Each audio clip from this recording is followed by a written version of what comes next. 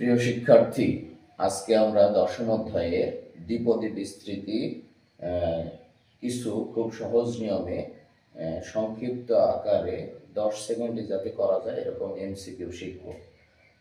তোমরা এই কয়টা এমসিকিউ শেখার মাধ্যমে নিমিষেই অনেকগুলো এমসিকিউ করে ফেলতে পারবে।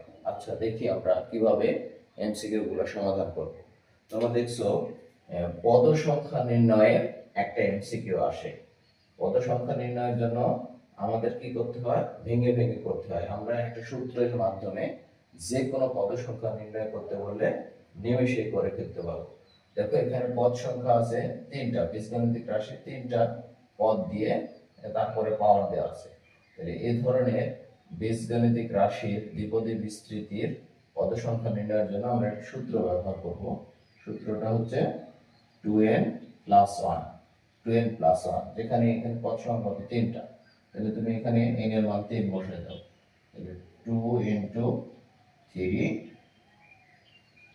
+ 1, অর্থাৎ দ্বিপদীর বিস্তৃতির পদ সংখ্যা হয়ে যাবে 2 এখানে পাওয়ার দেওয়া আছে কত? 2, এখানে 2 বসা।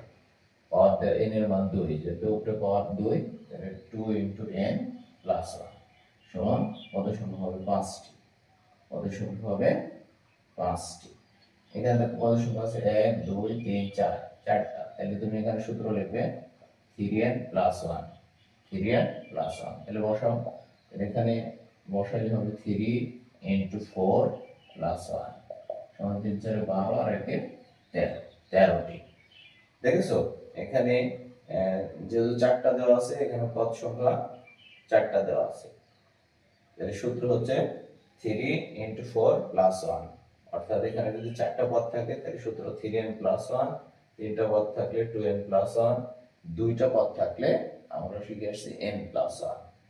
এখন 3 নম্বর নিয়মটা আমরা শিখব, দ্বিপদী বিস্তৃতির x বর্জিত পদের মান। যদি বলে এই অঙ্কটা করে সমাধান করতে গেলে অনেক বড় সময় লেগে যাবে, আমরা খুবই সংক্ষিপ্ত নিয়মে করব। এখানে পাওয়ার আছে কত? 5। তাহলে এই 5 পাওয়ারটা দুইজনকে ভাগ করে দেব। তাহলে হয় x², এটা একটা, আর এখানে হবে -2/x³। তাহলে দুইটাকে আলাদা করে লিখলাম। এবার 5 পাওয়ারকে যেহেতু এই দুই অংশে যেহেতু x বর্জিত পদ পড়ছে, তার মানে এমন ভাবে পাওয়ারটা আসবে যেন দুইটাই x কাটাকাটি যায়। তাহলে এখানে আমরা 3টা দিলাম, এখানে 2টা দিলাম। তাহলে 3 আর 2 কি? 5টা পাওয়ার হয়ে গেছে। এখন আমরা এটাকে সূত্রে লিখলাম 5c2, অর্থাৎ x